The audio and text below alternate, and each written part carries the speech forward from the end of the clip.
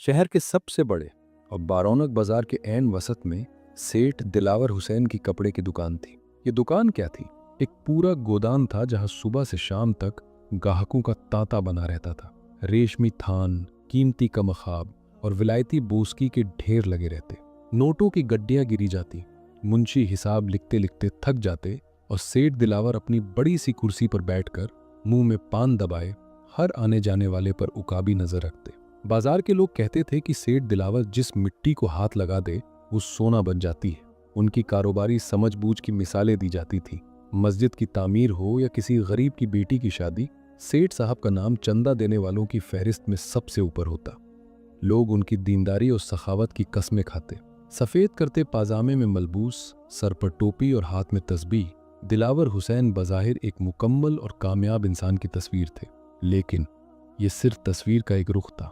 तस्वीर का दूसरा रुख वो अंधेरा था जो उनके अपने घर की चार दीवारी में नाचता था। दिन भर की कमाई और लोगों की वाह वाह के बाद जब रात को दिलावर हुसैन अपनी हवेली में दाखिल होते तो एक अजीब सी वीरानी उनका इस्तकबाल करती। दौलत की रेल पेल के बावजूद इस घर में सुकून नाम की कोई चीज नहीं थी। उनका अकेला जवान बेटा शहरयार पिछले 2 साल से एक ऐसे मर्ज में मुब्तला था जिसकी तशखीस शहर के बड़े से बड़े हकीम और डॉक्टर भी नहीं कर पा रहे थे। वो सूख कर काटा हो चुका था, हर वक्त बिस्तर पर पड़ा कराहता रहता। महंगी से महंगी दवाइयां आती थीं, लेकिन असर नदारद। बीवी हर वक्त रोती रहती और घर के मुलाजिमीन सहमे सहमे फिरते। मगर इस घर में एक और वजूद भी था जिसकी मौजूदगी सेठ दिलावर के लिए किसी कांटे से कम नहीं थी। वो था उनका यतीम भतीजा, 10 साल उम्र के बाप यानी दिलावर के छोटे भाई का इंतकाल 5 साल पहले हुआ था। मरते वक्त उन्होंने अपनी सारी जायदाद, दुकान का हिस्सा और अपने बेटे की जिम्मेदारी दिलावर के सुपुर्द की थी। दिलावर ने उस वक्त रोते हुए कुरान पर हाथ रखकर कसम खाई थी कि वो उमर को अपने सगे बेटे से ज्यादा चाहेगा और उसके माल की हिफाजत करेगा। लेकिन वक्त इंसान की नीयत को बदलने में देर नहीं लगाता। भाई की मौत के बाद पहले साल तो सब ठीक रहा, मगर जैसे जैसे दिलावर ने कारोबार पर मुकम्मल कब्जा जमाया, उसकी आंखों पर लालच की पट्टी बन गई। शैतान ने दिल में वसवसा डाला कि ये सारी मेहनत तो मैं कर रहा हूं, ये बच्चा तो सिर्फ एक बोझ है, इसका दुकान में क्या काम, और जायदाद तो अब मेरे नाम हो चुकी है, कौन पूछने वाला है। आहिस्ता आहिस्ता उमर घर का फर्द नहीं बल्कि नौकर बनकर रह गया।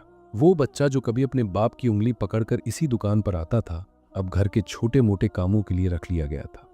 उसे फटे पुराने कपड़े पहनाए जाते, बचा कुचा खाना दिया जाता और जरा सी गलती पर डांट डपट तो रोज का मामूल था। दिलावर हुसैन की बीवी भी शौहर की हाँ में हाँ मिलाती। उसे लगता था कि उमर मनहूस है, जब से उसके माँ बाप मरे हैं और ये पूरी तरह उनके सर पड़ा है। उनके अपने बेटे शहरयार की तबीयत खराब रहने लगी है। एक सर्द शाम दिलावर हुसैन दुकान से घर लौटे। सर्दी की शिद्दत से उनके दांत बज रहे थे। वो सीधे अपने बेटे के कमरे में गए। वहां महंगे हीटर जल रहे थे। नरम कंबलों में लिपटा शहरयार बेचैन पड़ा था। उसके चेहरे पर जर्दी छाई हुई थी। कैसी तबीयत है अब मेरे शेर की? दिलावर ने प्यार से बेटे के माथे पर हाथ रखा। शहरयार ने कमजोर आवाज में कहा, अब्बा जी, दर्द, बहुत दर्द है, ऐसा लगता है जैसे हड्डियों में आग लगी हो। दिलावर का दिल मुट्ठी में आ गया। घबरा नहीं बेटा, कल हकीम साहब ने नई दवा दी है, बस वो असर कर जाए। मैंने मन्नत मानी है, तेरी सेहत के लिए बड़ी देगे बांटूंगा।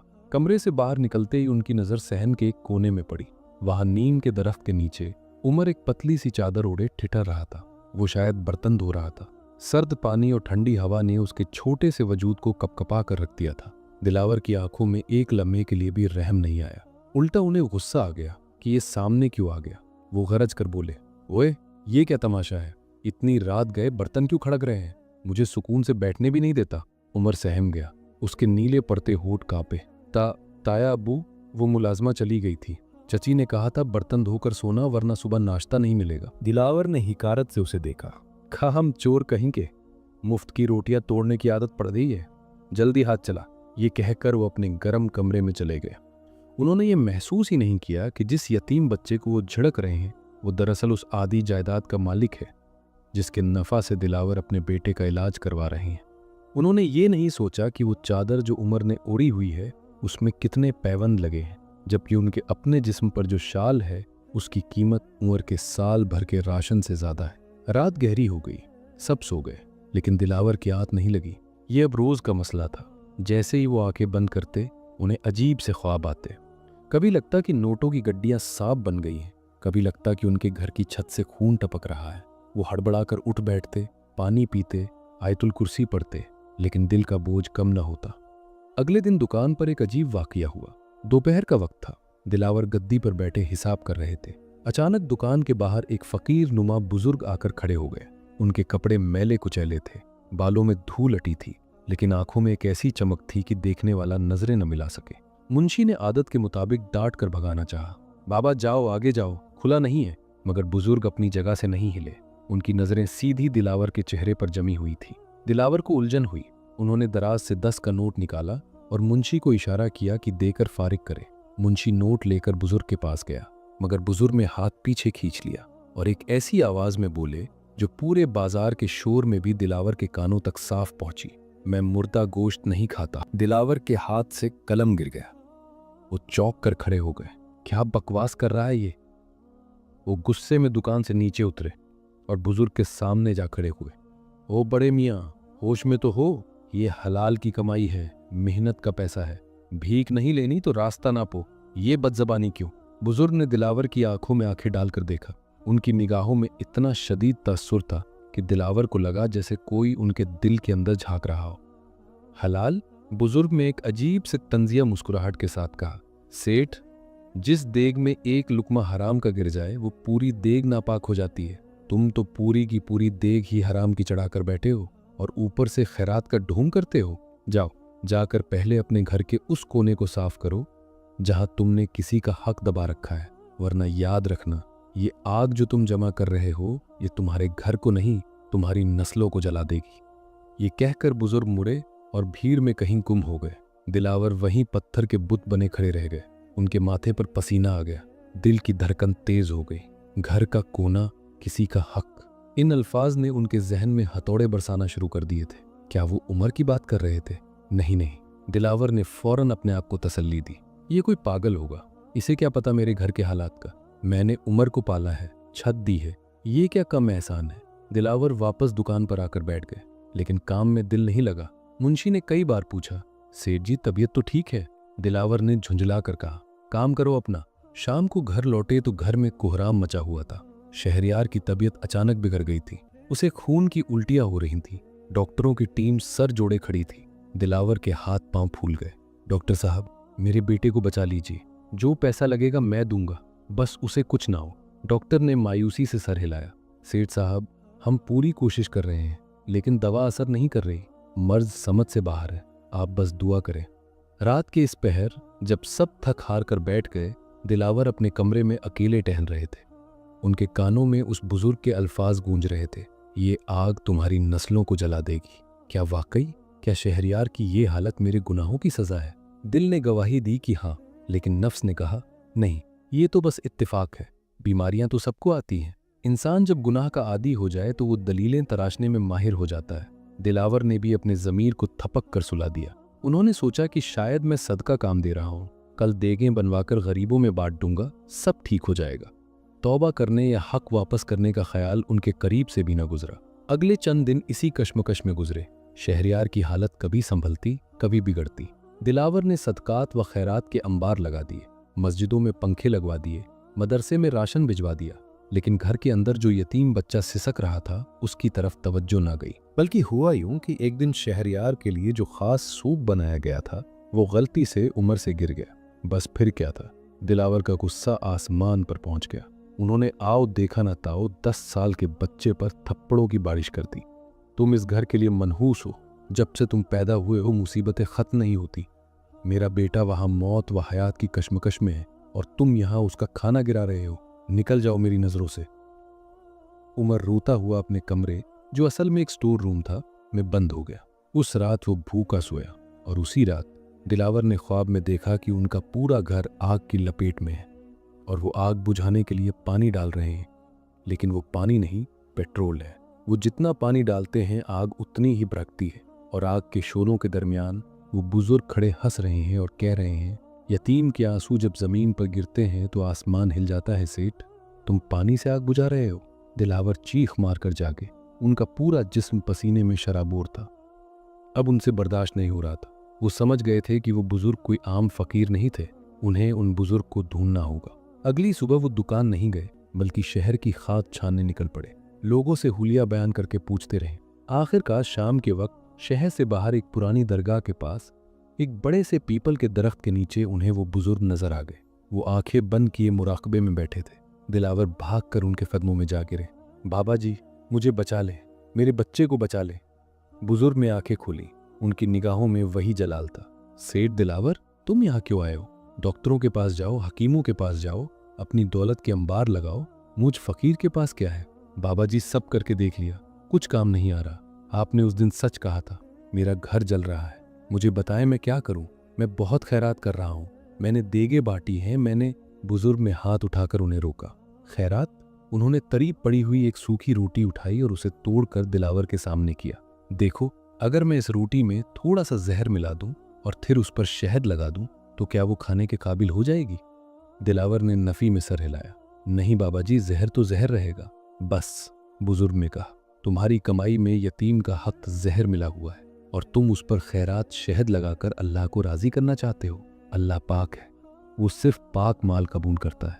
तुम चाहे पूरी दुनिया की दौलत सदका कर दो, जब तक उस यतीम का एक एक पैसा, एक एक आंसू का हिसाब नहीं चुकाओगे, तुम्हारे बेटे को शिफा नहीं मिलेगी। उल्टा ये आग तुम्हारी आखिरत भी बर्बाद करेगी। दिलावर रो पड़े। बाबा जी, मैं क्या करूं? वो तो बच्चा है, मैं उसे कैसे माल दूं? वो तो जाया कर देगा। मैं तो उसकी भलाई के लिए। खामोश। बुजुर्ग की आवाज में ऐसी गरज थी कि दिलावर कांप गए। अपने आप को धोखा मत दो। तुमने उसकी भलाई के लिए नहीं, अपनी हवस के लिए उसका माल रोका है। तुमने उसे गुलाम बनाकर रखा है। जाओ, अभी जाओ और इंसाफ करो। एक एक पाई का हिसाब करो जो तुम्हारे भाई ने छोड़ी थी। उसमें से जो तुमने खाया है वो भी वापस करो और उस बच्चे से माफी मांगो। अगर इस मासूम ने दिल से माफ कर दिया तो शायद तेरी बिगड़ी बन जाए, वरना तेरा अंजाम वो होगा कि दुनिया इबरत पकड़ेगी। दिलावर बोझल कदमों के साथ वापस लौटे। रास्ता भर उनके अंदर जंग चलती रही। एक तरफ सालों की जमा की हुई दौलत थी, जायदाद थी, कारोबार में रौब था, और दूसरी तरफ बेटे की जिंदगी और आखिरत का खौफ। नफ्स कह रहा था, अगर सारा माल दे दिया तो लोग क्या कहेंगे, कारोबार कैसे चलेगा। ज़मीर कह रहा था, अगर बेटा मर गया तो उस माल का क्या करोगे। घर पहुंचे तो सन्नाटा था। मुलाजिम ने बताया कि शहरयार की हालत बहुत नाजुक है, उसे सांस लेने में दुश्वारी हो रही है। दिलावर सीधे अपने तिजोरी वाले कमरे में गए। उन्होंने वो पुरानी फाइलें निकालीं जो भाई के इंतकाल के वक्त बनाई गई थीं। हिसाब लगाना शुरू किया। जैसे जैसे वो हिसाब करते गए उनके चेहरे का रंग फक होता गया। उन्होंने सिर्फ उम्र का हिस्सा नहीं दबाया था, बल्कि उस हिस्से से होने वाला मुनाफा भी अपनी जेब में डाला था। आज वो सब कुछ मिलाकर एक बहुत बड़ी रकम बनती थी। अगर वो ये सब वापस करते तो उनकी अपनी दुकान, उनकी हवेली का बड़ा हिस्सा और बैंक बैलेंस सब कुछ आधा रह जाता। हाथ कांप रहे थे, कलम नहीं चल रहा था। लेकिन फिर बेटे के कमरे से आने वाली खांसी की आवाज ने फैसला करवा दिया। उन्होंने स्टैम्प पेपर्स निकाले, जायदाद के कागजात तैयार किए और जेवरात की पोटली बनाई। रात का पिछला पहर था। वो उमर के कमरे में गए। वहां वो मंजर देखकर दिलावर का कलेजा फट गया। उमर जमीन पर एक पुरानी दरी बिछाए सो रहा था।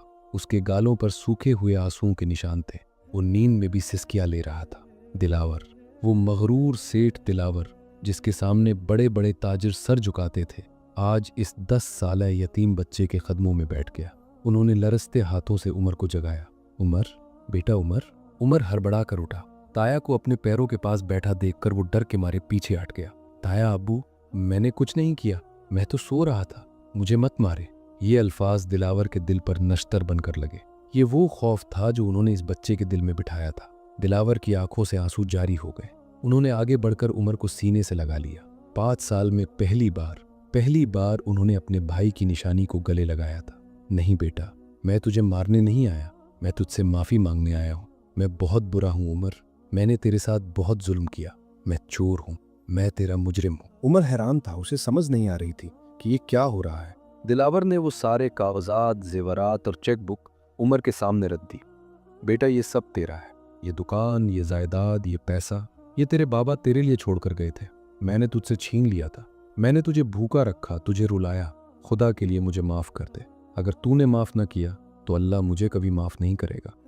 मेरा बेटा मर रहा है उमर, मेरी नस्ल खत्म हो रही है। ये सब मेरी करतूतों की सजा है। उमर, जो वक्त से पहले समझदार हो चुका था, उसने ताया के आंसू देखे। यतीमों के दिल बहुत नरम होते हैं, खास तौर पर जब उन्हें जरा सी मोहब्बत मिल जाए। उमर ने अपने नन्हे हाथों से दिलावर के आंसू पोंछे और कहा, ताया अब्बू, आप रोए मत, मैंने आपको माफ किया। मुझे ये पैसे नहीं चाहिए, मुझे बस आप प्यार से बुला लिया करें, जैसे बाबा बुलाते थे। उमर का ये कहना था कि दिलावर फूट फूट कर रो पड़े। उस बच्चे की मासूमियत ने उनके वजूद को झंझोड़ कर रख दिया था। नहीं बेटा, ये तेरा हक है, मैं अब इस आग को अपने पास नहीं रख सकता। दिलावर ने उसी वक्त अल्लाह को गवाह बनाकर अहद किया कि अब वो उमर की जायदाद का ट्रस्टी नहीं बल्कि खादिम बनकर रहेगा। सुबह होते ही उन्होंने वकील को बुलाया और कानूनी तौर पर सब कुछ उमर के नाम किया और खुद को उसका सरपरस्त मुकर्रर किया, लेकिन इस शर्त के साथ कि मुनाफा का 1 रुपया भी वो अपनी जात पर खर्च नहीं करेंगे। और फिर कुदरत का मौजिज़ा हुआ। जिस दिन दिलावर ने ये बोझ अपने सर से उतारा और हराम का निवाला अपने घर से निकाला, उसी शाम शहरयार ने आंखें खोल दी। डॉक्टर हैरान थे कि जो दवाइयां महीनों से असर नहीं कर रही थी वो अचानक कैसे काम करने लगी। बुखार उतरने लगा, दर्द कम होने लगा। ये कोई दवा का असर नहीं था, ये उस तौबा की तासीर थी जो सच्चे दिल से की गई थी और उस हक की वापसी थी जो असल हकदार तक पहुंचा था। इस वाक़ये ने दिलावर हुसैन को हमेशा के लिए बदल दिया। वो अब भी दुकान पर बैठते थे, लेकिन अब उनका अंदाज बदला हुआ था। अब वो गाहक से ज्यादा इस बात का ख्याल रखते कि कहीं तोल में कमी न हो जाए, कहीं किसी का 1 पैसा भी उनकी तरफ न रह जाए। उमर अब नौकर नहीं बल्कि घर का शहजादा बनकर रहता था। दिलावर उसे अपने साथ दुकान पर बिठाते और फख्र से कहते, ये मेरे भाई की निशानी है, ये इस दुकान का असल मालिक है। शहरयार भी सेहतयाब हो गया, लेकिन इस बीमारी ने उसे भी जिंदगी का असल मकसद समझा दिया। अब वो दोनों कजन भाइयों की तरह नहीं, दोस्तों की तरह रहते थे। लेकिन कारीन, कहानी यहाँ खत्म नहीं होती। दिलावर को तो दुनिया में मोहलत मिल गई क्योंकि उसने तौबा कर ली और हक वापस कर दिया। लेकिन सोचने की बात यह है कि हमारे मुआशरे में कितने ऐसे दिलावर हैं जो यतीमों का माल दबा कर बैठे और उन्हें कोई बुजुर्ग समझाने नहीं आता। हम बहनों का हिस्सा खा जाते हैं और समझते हैं कि हमने उन्हें जहेज देकर एहसान कर दिया। हम यतीम भतीजों और भांजों की जायदाद पर सरपरस्ती के नाम पर कब्जा कर लेते हैं और समझते हैं कि हम हक अदा कर रहे हैं। याद रखें, यतीम का माल आग है, ऐसी आग जो नजर नहीं आती लेकिन अंदर ही अंदर सब कुछ जलाकर राख कर देती है। औलाद की बीमारी, घरों की बेसुकूनी, अचानक हादसात और औलाद का नाफरमान हो जाना, ये सब बिला वजह नहीं होता। कभी कभी ये किसी यतीम की आह होती है, किसी बेवा का आंसू होता है, या किसी का दबाया हुआ हक होता है जो मकाफात अमल बनकर हमारे सामने आता है। हम समझते हैं कि हम बहुत होशियार हैं, कोई हमें देख नहीं रहा, लेकिन वो ज़ात जो 7 आसमानों के ऊपर है वो सब देख रही है। उसकी चक्की बहुत आहिस्ता चलती है, लेकिन जब वो पीसती है तो फिर दाना नहीं बचता। अगर आपकी ज़िंदगी में भी कोई ऐसी गिरह है, कोई ऐसा हक है जो आपने दबा रखा है, तो आज ही, अभी, उससे पहले कि बहुत देर हो जाए, उसे वापस कर दें। अल्लाह से डरें और उस दिन से डरें जब न कोई वकील काम आएगा, न कोई सिफारिश और न ही ये दौलत। सिर्फ इंसाफ होगा और वो इंसाफ बहुत भारी होगा। सेठ दिलावर बच गया क्योंकि वो जाग गया। क्या हम जागने के लिए किसी तूफान का इंतजार कर रहे हैं? अल्लाह हमें हक़ुल इबाद के मामले में हसास बना दे और दूसरों का हक खाने से बचाए। आमीन।